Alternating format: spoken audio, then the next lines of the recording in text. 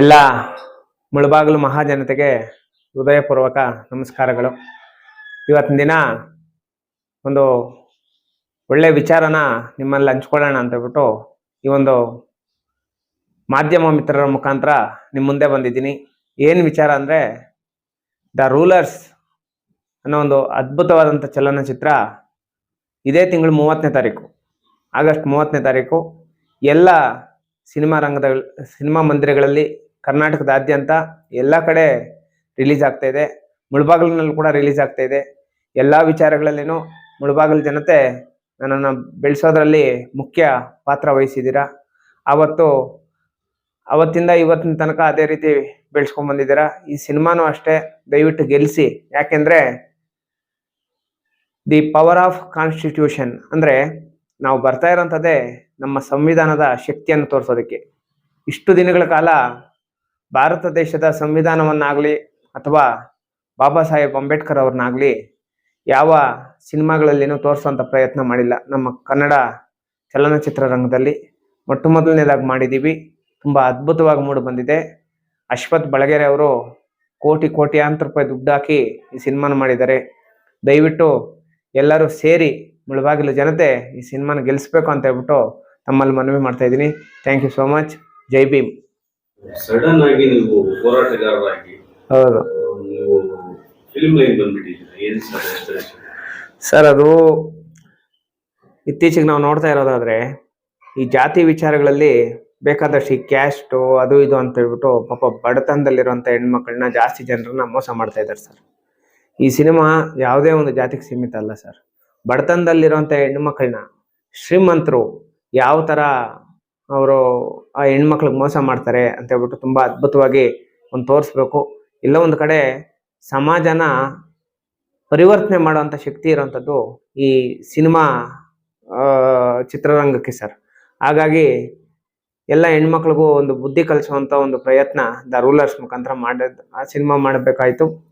ಎಲ್ಲ ಒಂದು ಕಡೆ ಜನ ಎಲ್ಲರೂ ಸೇರಿ ಈ ಸಿನಿಮಾನ ದೊಡ್ಡ ಮಟ್ಟದಲ್ಲಿ ನೋಡಬೇಕು ಅಂತ ಹೇಳ್ಬಿಟ್ಟು ನಮ್ಮನ್ನ ಕೇಳಿದಾಗ ನಮ್ಮ ಪ್ರೊಡ್ಯೂಸರ್ ಆದಂಥ ಅಶ್ವಥ್ ಬಳಗೆರೆ ಅವರು ಸುಮಾರು ಕೋಟಿ ದುಡ್ಡು ಖರ್ಚು ಮಾಡಿ, ಈಗಾಗಲೇ ಬೇಕಾದಷ್ಟು ದುಡ್ಡು ಖರ್ಚು ಮಾಡಿ ಕರ್ನಾಟಕದಾದ್ಯಂತ ಅದ್ದೂರಿಯಾಗಿ ಸಿನಿಮಾನ ರಿಲೀಸ್ ಮಾಡ್ತಾ ಇದ್ದಾರೆ ಸರ್. ನೀವು ಆ ಯೋಚನೆ ಬಂದ ಮೇಲೆ ನಿಮ್ಮ ಪ್ರೊಡ್ಯೂಸರ್ ಆದ ಅಶ್ವಥ್ ಬಳಗೆರೆ ಅವರು ಅಷ್ಟು ಮೊತ್ತವನ್ನು ನಿಮ್ಮ ಮೇಲೆ ಹಾಕಿದ್ದಾರೆ. ಹೌದು. ಅದು ನಿಮ್ಗೇನು ಅನಿಸ್ತಾ ಇದೆ ಸರ್? ಸ್ವಲ್ಪ ಯೋಚನೆ ಮಾಡ್ಬೇಕಾಗಿರುವಂಥದ್ದು ಏನಂದ್ರೆ, ಒಬ್ಬ ಪ್ರೊಡ್ಯೂಸರ್ ಆದವರು ಅಷ್ಟೊಂದು ದುಡ್ಡು ಈ ಸ್ಟೋರಿ ಮೇಲೆ ಸುರಿತಾರಂದ್ರೆ ಆ ಸ್ಟೋರಿ ಒಳ್ಳೆ ಕಂಟೆಂಟ್ ಇದೆ ಅಂತ ಹೇಳ್ಬಿಟ್ಟು ಸರ್. ಆಮೇಲೆ ಈ ಸಿನಿಮಾ ಮುಖಾಂತರ ಏನೋ ಒಂದು ಮಾಡಬೇಕು, ಏನೋ ಒಂದು ಕಮರ್ಷಿಯಲ್ ಆಗಿ ಯೋಚನೆ ಮಾಡಬೇಕು ಅನ್ನೋದೇನಿಲ್ಲ. ಕರ್ನಾಟಕದಾದ್ಯಂತ ಇರುವಂಥ ಎಲ್ಲ ಹೆಣ್ಮಕ್ಳು ಈ ಸಿನಿಮಾ ನೋಡಬೇಕು ಅನ್ನೋ ಉದ್ದೇಶದಿಂದ ಅವ್ರು ಮಾಡಿದ್ದಾರೆ. ಒಂದು ಒಳ್ಳೆ ಅದ್ಭುತವಾದಂಥ ಸ್ಟೋರಿ ಸರ್. ನಮ್ಮ ಕೋಲಾರ ಜಿಲ್ಲೆಯಲ್ಲೇ ನಡೆದಿರೋಂಥ ಒಂದು ಸ್ಟೋರಿ. ತುಂಬ ಜನ ಖುಷಿ ಆಗ್ತಾರೆ. ಆಮೇಲೆ ಈ ಸಿನಿಮಾ ಪೂರ್ತಿ ಚಿತ್ರೀಕರಣ ನಮ್ಮ ಕೋಲಾರ ಜಿಲ್ಲೆಯಲ್ಲಿ ಸುತ್ತಮುತ್ತ ಜಿಲ್ಲೆಗಳಲ್ಲಿ ನಡೆದಿದೆ. ಆವಣಿ ಆಗ್ಬೋದು, ಮುಳಬಾಗ್ಲು ಆಗ್ಬೋದು, ನಮ್ಮ ಹೈವೇ ಆಗ್ಬೋದು, ತುಂಬಾ ಅದ್ಭುತವಾಗಿ ಚಿತ್ರೀಕರಣ ನಡೆದಿದೆ. ದಯವಿಟ್ಟು ಎಲ್ಲರೂ ಬಂದು ನೋಡ್ಬೇಕು ಅಂತ ಹೇಳ್ಬಿಟ್ಟು ಮನವಿ ಮಾಡ್ತೀನಿ ಸರ್.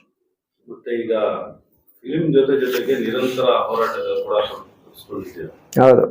ಈಗ ನಿಮ್ಮ ಹೋರಾಟ ನೀವು ರಾಜ್ಯಾದ್ಯಂತ ಮಾಡಿದ್ದೀರಾ. ಈಗ ನಾವು ನೋಡ್ದಂಗೆ ಎಲ್ಲರೂ ನಿಮ್ಗೆ ವೆಲ್ಕಮ್ ಮಾಡ್ತಾ ಇದ್ದಾರೆ, ಪ್ರಮೋಷನ್ ಅವರೇ ಮಾಡ್ತಾ ಇದ್ದಾರೆ. ಹೌದು ಹೌದು ಹೌದು ಸರ್. ರಾಜ್ಯಾದ್ಯಂತ ಎಲ್ಲ ಜಿಲ್ಲೆಗಳಲ್ಲಿ ಎಲ್ಲ ತಾಲೂಕುಗಳಲ್ಲಿನೂ ಸಿನಿಮಾ ರಿಲೀಸ್ಗೆ ರೆಡಿ ಆಗಿದೆ ಸರ್. ಮತ್ತೆ ಎಲ್ಲ ಜಿಲ್ಲೆ, ಎಲ್ಲ ತಾಲೂಕು, ಎಲ್ಲ ಗ್ರಾಮಗಳಲ್ಲಿನೂ, ಪ್ರತಿಯೊಂದು ಗ್ರಾಮಗಳಲ್ಲಿನೂ ಇವತ್ತಿನ ದಿನ ಸಂದೇಶ ಅಂದ್ರೆ ಏನಂತ ಹೇಳ್ಬಿಟ್ಟು ಎಲ್ರಿಗೂ ಗೊತ್ತು ಸರ್. ನೀವು ನೋಡಿದ್ದೀರಾ, ನಿಮ್ದೇ ಸುದ್ದಿ ಮಾಧ್ಯಮಗಳಲ್ಲಿ ಪ್ರಸಾರ ಮಾಡಿದ್ದೀರಾ.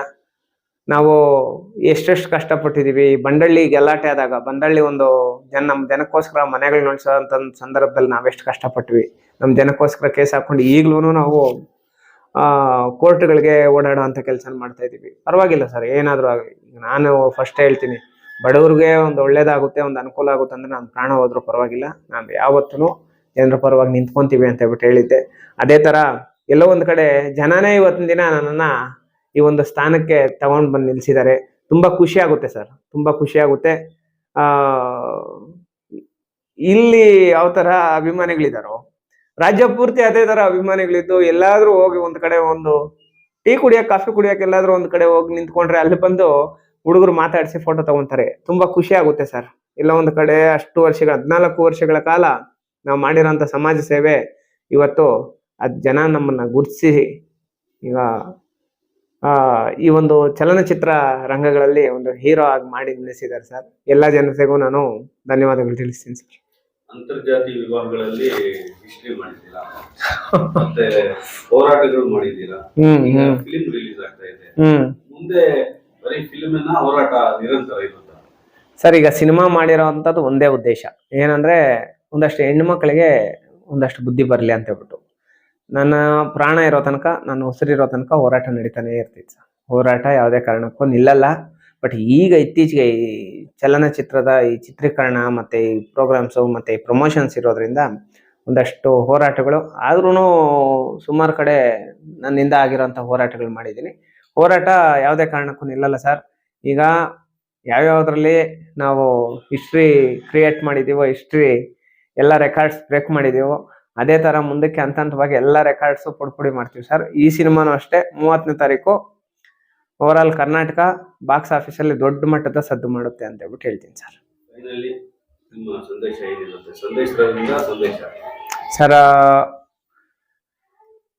ಒಂದು 150 ರೂಪಾಯಿ 200 ರೂಪಾಯಿ 100 ರೂಪಾಯಿ ಕೊಟ್ಟು ಟಿಕೆಟ್ ಫಿಲಮ್ ನೋಡೋ ಪ್ರತಿಯೊಬ್ರು ಅಂತಾರೆ ಸರ್ 200 ರೂಪಾಯಿ ತುಂಬಾ ಕಡಿಮೆ ಈ ಸಿನಿಮಾಗೆ, 150 ರೂಪಾಯಿ ತುಂಬಾ ಕಡಿಮೆ, 100 ರೂಪಾಯಿ ತುಂಬಾ ಕಡಿಮೆ ದುಡ್ಡು ಕೊಟ್ಟು ಈ ಸಿನಿಮಾ ನೋಡಿದೀವಿ.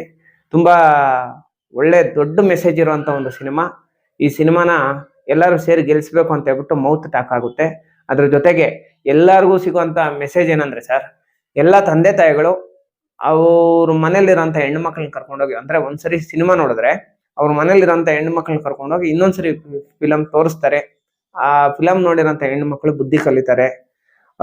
ಎಲ್ಲ ಒಂದ್ ಕಡೆ ಈ ಫೇಕ್ ಲವ್ಸ್ ಇರುತ್ತೆ ಸರ್. ಫೇಕ್ ಲವ್ಸ್ ಅಂದ್ರೆ ಒಂದು 3 ವರ್ಷ 4 ವರ್ಷ ಲವ್ ಮಾಡೋವಂಥದ್ದು, ಮತ್ತೆ ಬಿಟ್ಬಿಡೋ ಅಂಥದ್ದು, ಯಾವುದೋ ಒಂದು ಕಾರಣ ಹೇಳೋವಂಥದ್ದು. ನೀವು ಬಡವರು, ನಮ್ಮ ಮನೆ ತನಕ ಬರೋದಕ್ಕೆ ನಿಮ್ಗೆ ಯೋಗ್ಯತೆ ಇಲ್ಲ, ನಾವು ಶ್ರೀಮಂತರು, ಮತ್ತೆ ನೀವು ಆ ಕ್ಯಾಸ್ಟ್ ಅವರು, ನಾವು ದೊಡ್ಡ ಕ್ಯಾಸ್ಟ್ ಅವರು, ಈ ತರ ಯಾವುದೋ ಒಂದು ಸ್ಟುಪಿಡ್ ವಿಚಾರಗಳನ್ನ ಮುಂದೆ ಇಟ್ಕೊಂಡು ಹೆಣ್ಣು ಮಕ್ಳಿಗೆ ಮೋಸ ಮಾಡೋಂಥ ಕೆಲಸ ನಡೆಯುತ್ತೆ ಸರ್.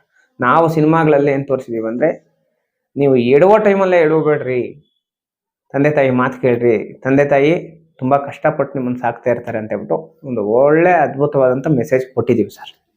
ಓಕೆ ಸರ್, ಒಳ್ಳೇದಾಗ್ಲಿ. 30ನೇ ತಾರೀಕು ನಿಮ್ಮ ಸಿನಿಮಾ ರಿಲೀಸ್ ಆಗ್ತಾ ಇದೆ.